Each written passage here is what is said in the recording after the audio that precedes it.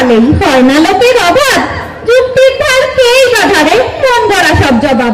ধন্যবাদ মাননীয় মডারেটর আমাকে কথা বলার সুযোগ প্রদানের জন্য। মাননীয় মডারেটর, আমি এতক্ষণ আমার প্রতিপক্ষ বন্ধুবান্ধবের কথা মনোযোগ দিয়ে শুনলাম এবং যা বুঝলাম তা হলো মায়ের চেয়ে মাসির দরদে বেশি। মাননীয় মডারেটর, মাদার অফ ডেমোক্রেসি অর্থাৎ জনগণের মা বলা হয় যুক্তরাষ্ট্রকে, যেখানে নির্বাচনের মাধ্যমে জনগণের প্রতিনিধি নির্বাচিত হন। তাহলে আমার প্রতিপক্ষ বন্ধুগণ কেন নির্বাচন বাদে অন্য হাতিয়ার খুঁজছেন? আশা করি তার উত্তর দিয়ে যাবেন। মাননীয় মডারেটর, 1982 সালে আমরা কি দেখেছি? এরশাদ হোসেন সামরিক শাসন জারি করে রাষ্ট্র ক্ষমতা দখল করেছিল, কিন্তু তিনি কোনো নির্বাচনের মাধ্যমে আসেননি, আর সেই কারণে কিন্তু তিনি স্বৈরাচারী হয়ে উঠেছিলেন। এরপর 1990 সালে গণঅভ্যুত্থানের মাধ্যমে তার পতন ঘটল এবং অস্থায়ী রাষ্ট্রপতি হলেন শাহাবুদ্দিন আহমদ। সকল বিরোধী দলের ঐক্যমতের ভিত্তিতে শাহাবুদ্দিন আহমদ একটি নিরপেক্ষ নির্দলীয় কেয়ারটেকার সরকার গঠন করেন, যার একমাত্র দায়িত্ব ছিল 3 মাসের মধ্যে একটি সুষ্ঠু নির্বাচন পরিচালনা করা। তাহলে নির্বাচনে কি গণতন্ত্র প্রতিষ্ঠার একমাত্র হাতিয়ার নয়? প্রতিপক্ষ বন্ধুগণ, আশা করি প্রশ্নের উত্তর দিয়ে যাবেন।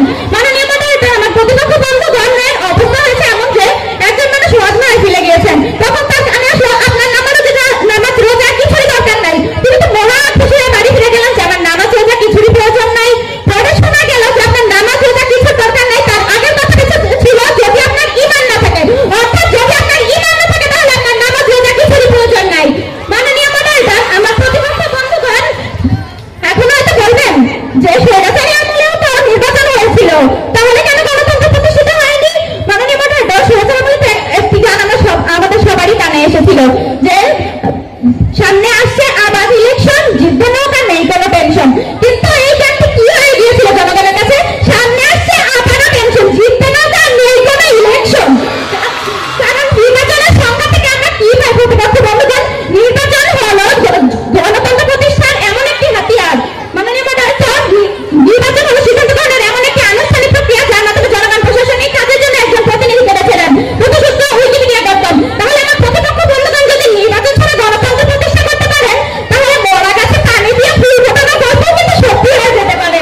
মাননীয় মডারেটর, আমাদের সকলেরই হয়তো স্লোগানটি মনে আছে, লাখো শহীদের রক্তে কেনা 20 টাকারও পাবেন না। এখন কি কেউ কি তার বাবার দেশ ভোটার ক্ষমতায় বসে থাকা প্রতিপক্ষ বন্ধুগণ? না, গণতন্ত্র প্রতিষ্ঠা করতে হলে ক্ষমতায় আসবে নির্বাচনের মাধ্যমে, কারণ শুধু নির্বাচনই মানে গণতন্ত্রকে প্রতিষ্ঠা করতে।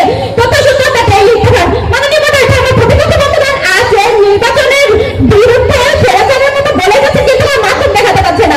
আমার তো মনে হচ্ছে তারা এখন স্বৈরাচারের মতো অভিনয়ের ফলে বলেই ফেলবেন স্বজন হারানোর বেদনা যে কতটা কষ্টের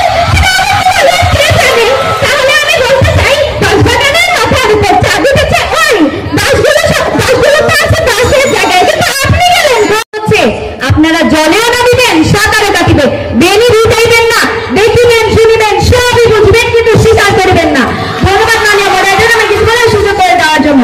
বিতর্ক চলছে এবং আজকে আমাদের বিতর্কের বিষয় নির্ধারণ করা হয়েছে নির্বাচনী গণতন্ত্র প্রতিষ্ঠার একমাত্র হাতিয়ার